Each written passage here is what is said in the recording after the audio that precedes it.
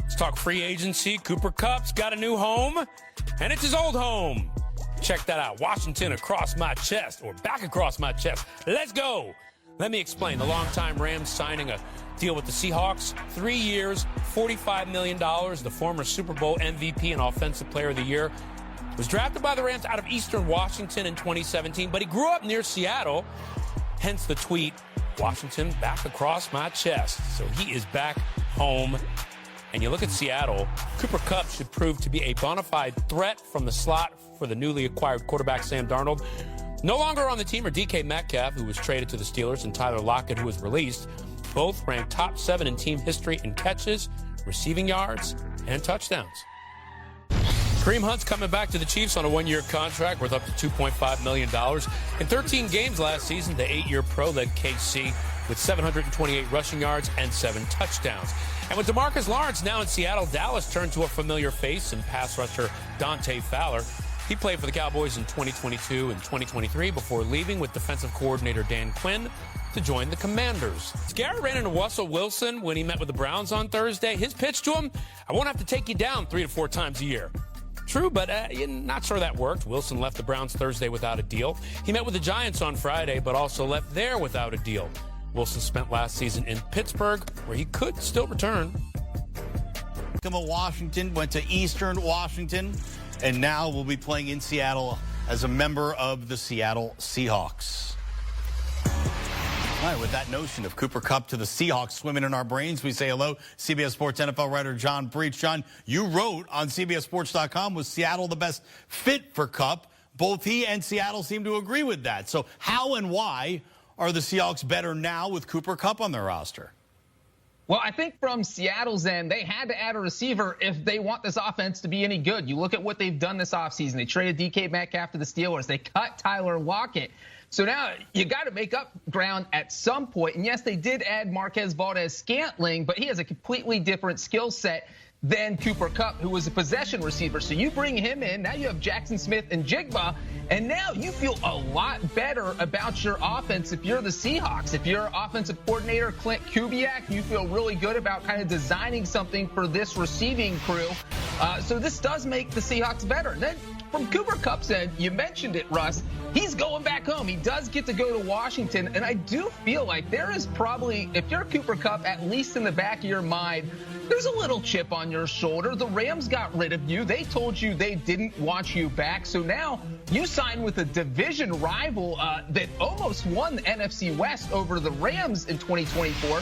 Now you get to play the Rams 2 games a year, and you get to prove to them that you still have some gas left in the tank. So I think the Seahawks are thrilled that Cooper Kupp chose them, and I think Cooper Kupp is going to be motivated to have a huge year in Seattle. All right, so the Rams were happy to let Cooper Kupp go. Maybe not happy, but at least they let him go. The Seahawks let DK Metcalf go. They traded him away. Cincinnati Bengals taking a totally different track here. They're said to be close to signing their top 2 receivers to quote-unquote massive contract extensions. This, according to multiple reports, Jamar Chase set to begin the final year of his rookie deal here in 2025. And the team just placed the franchise tag on T. Higgins for a second straight offseason at the NFL Combine. Cincy GM Blake Tobin said he hoped the team could sign Chase and Higgins and defensive end Trey Hendrickson, by the way, to contract extensions this offseason. All right, so for more on this one, John, what can you tell us about where the Bengals are with their top 2 receivers right now and what that does to the rest of their salary cap and team if they sign them both to huge deals? Well, Russ, first let me say I think everyone in Cincinnati is breathing a sigh of relief because Joe Burrow might have quit the team if they didn't get extensions done with both of these guys. And it feels like that is where this headed. It's going to be coming any day now. We saw Duke Tobin, the de facto general manager there in Cincinnati. He said at the Combine that Jamar Chase is going to be the highest paid non-quarterback. So that makes it really tough to go negotiations and offer him anything less than that. So I think it's pretty much a lock at this point that Jamar Chase is going to check in at a number that is slightly over what Myles Garrett just got. So Garrett's getting $40 million per year. Maybe that means 40.1 for Jamar Chase or 40.5. But it's going to be in that neighborhood. Then when you look at T. Higgins, that franchise tag number is $26.2 million. I think Higgins' target number right now is to be the top paid number 2 receiver. And right now that honor belongs to Jalen Waddle, who is making $28.25 million per year. So that puts Higgins probably in that $28.5 to $30 million per year range. So now, if he gets that, you're looking at $125 million per year to Joe Burrow, T. Higgins, and Jamar Chase. But the upside here for the Bengals, the team that has $25, $30 million in cap space right now, is when you get these extensions done, you can kind of kick their cap hits down the road. Higgins would have a $26.2 million cap hit on the franchise tag this year. Chase, he's in that option year in the 5th year. That's a $21.8 million cap hit. So you knock that $47 million total down some. It will give the Bengals some more cap space. And who knows, maybe that allows them to get a deal done with Trey Hendrickson. So this is great news all around for the Bengals to get these 2 deals done. All right, Cincy fans, as you said, maybe a little bit of a sigh of relief. If they can bolster the defense, they'd probably be a little bit happier as we move along in this offseason. Look, no team was hit harder by injuries in 2024 than the 49ers. No team's roster has been ravaged so far more in this offseason than the Niners. Deebo Samuel to the Commanders. That was the headline deal out of San Fran. But this team has seen about half of its starters go elsewhere for whatever reason since the new league year opened on Wednesday. Check this out. So far, other teams have spent a combined $321 million on 49ers free agents, while the Niners themselves have spent just $37 million on incoming players. $7 million overall and $5 guaranteed. Quarterback Mac Jones as part of that, by the way. It is the largest free agent spending deficit in NFL history at this point. John Breach, it was Niners GM John Lynch who said he wanted to get his team younger and cheaper in 2025. I don't think he was lying. Apparently, though, but what cost here for John and the Niners? Is it time to panic if you're a Niners fan, or maybe have some patience now that they've got rid of so many guys? Now, Russ, I'm going to say this. I don't know if it's quite time to panic, but I'd be kind of looking up in the sky wondering about what the heck is going on in San Francisco.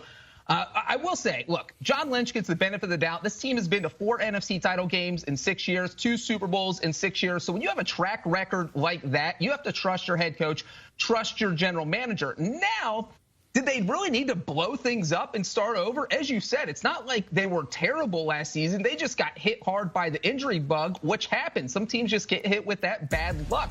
So for them to turn around and get rid of 9 starters, we're looking at the list right there, not just Deebo Samuel, but Kyle Juszczyk, who's been there for a long time, Javon Hargrave, Aaron Banks.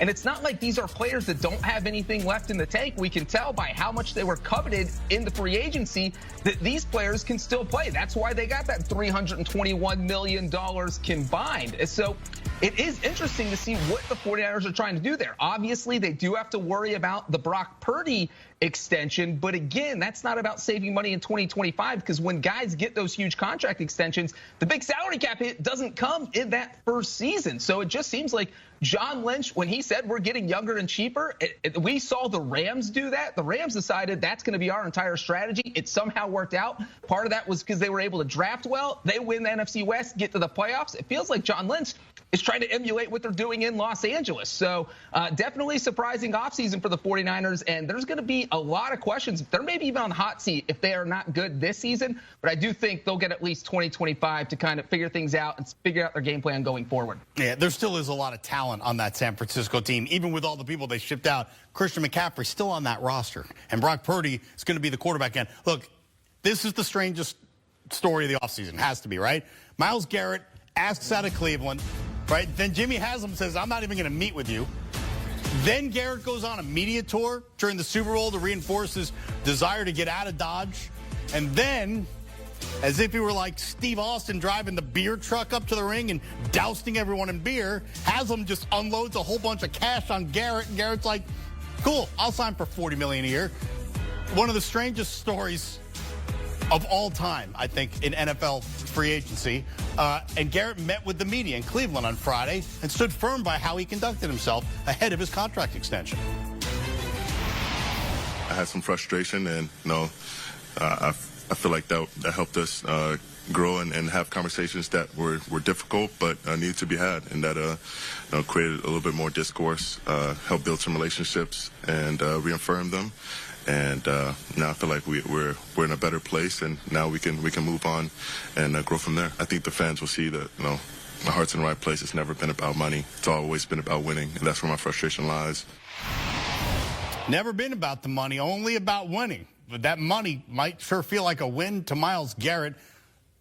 Are the Browns any closer to a Super Bowl now than they were a day ago? Russ, it's interesting. You mentioned Steve Austin earlier. I'm going to mention another wrestler, the $1 Million Man. His famous catchphrase was, everybody has a price. Everybody's got a price. And look, Myles Garrett a month ago was saying, not only do I want to trade, but I'm not going to accept a contract extension. I'm going to turn down any offer they make me. And you have the Browns come out and say, all right, well, what if we throw $40 million per year at you? And now there we are. Garrett's at a press conference because he agreed to that deal. And I'm not sure this makes sense really for either side. If you're the Browns, you're not 2 or 3 players away from winning the Super Bowl. You're not even 2 or 3 players away from winning the AFC North. That is a stacked division with the Bengals, the Ravens, the Steelers. And so that $40 million, and if you had traded Myles Garrett away, you get draft compensation in there, you save the money. That is how you rebuild your roster. And I think